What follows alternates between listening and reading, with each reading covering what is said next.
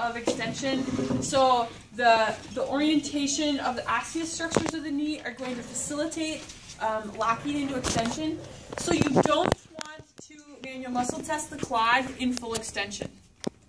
If you think the person is going to exceed your strength, you need to make sure you start them in even more flexion to give yourself some room. Okay?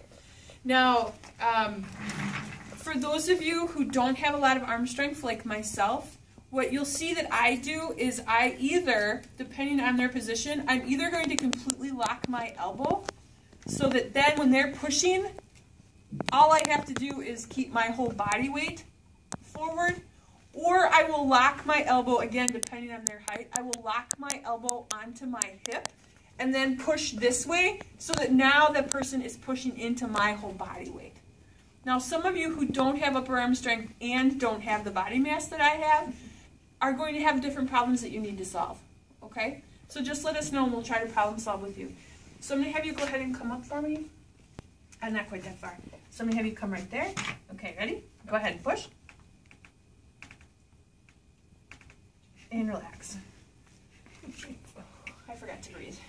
Okay, so it is tricky. Now the other thing is I would never manual muscle test someone off at the side because this is not a position of strength for you. Okay, so if you will notice, I was in front. Now of course if I let go, I'm going to get hurt. But, so it's more incentive to keep it going. So you want to be here because this is going to be a position of strength. Also, I have my feet straddled to also allow myself to get some more strength. Okay, I want a wide base of support. Quads are going to be really strong.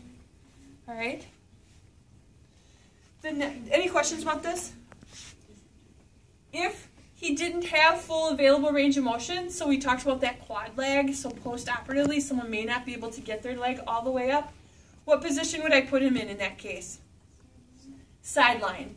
Okay, and I would go through and do the same thing in sideline. Does he have full available range? If he does, then I'm going to apply resistance. If he doesn't, then I'm going to, but he's able to move a little, he gets a grade. If he's not able to move at all, I'm going to palpate and see if I can get his quad to activate. Okay? Now the next one is a weird one, and it's popliteus. It doesn't give, you don't get a manual muscle test grade. Clinically, I'm not sure I've ever done this test. So it's just a weird one. So what I want you to do, I'm going to scoot back on the table just a little bit. There you go. Are you still able to get your foot on there? What I want you to do is take this bone and try to turn it in. So don't turn your foot. Yeah, don't do that. So take your whole leg and go. Right? Yeah, I know. So. I feel like I'm doing it at the hip though. Yeah, you are. Okay, so some of you will be able to do it and others of you won't. Okay, so it looks like Lindsay can do it, but you want to be careful.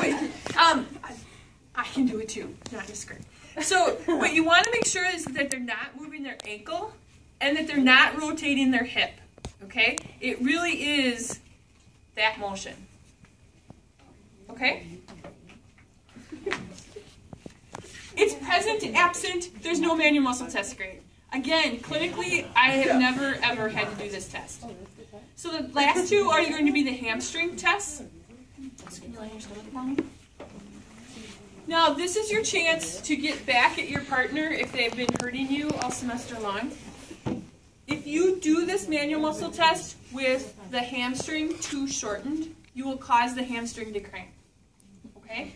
So you want to make sure that when you do this manual muscle test, that you have only about 50 to 70 degrees of flexion. You want to keep them not at 90. All right? Now, we're going to try to isolate the medial hamstring group, so the semimembranosus tendinosus, from the biceps femoris. Okay? So the first test is, Dave, what I'm going to do is test your right leg here. So I'm going to have you take your heel and try to hit your backside. Thanks. Good. Now, so that's full available range of motion. So now I'm going to have you bring your leg up, and I'm going to have you bring it out. Oh, that's right. You don't have any of that out. No. Okay, so you would like to see a little more out than this to try to isolate. He doesn't have it. So now I want you to hold your leg there and don't let me pull you out of it.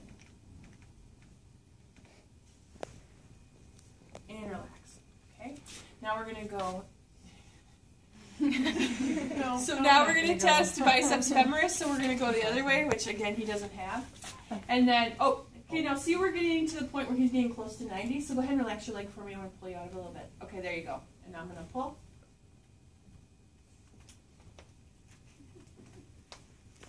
And relax. Now you can relax your leg. Now honestly, Dave's lack of rotation, I don't think I'm going to be able to isolate those very effectively, so I would probably, for my manual muscle test, simply write hamstring and just test him straight on, and not pretend that I'm getting an isolation. For those of you who have a little bit more hip motion, it's important to be able to isolate those. But with Dave, you don't want to have the person at their end range of rotation and try to do this test. You want there to be a little bit more room left in that rotation, and Dave just doesn't have it. Okay? All right. So those are all the manual muscle tests for the knee. So we've got popliteus, quads, and the 2 hamstrings. So go ahead and do that.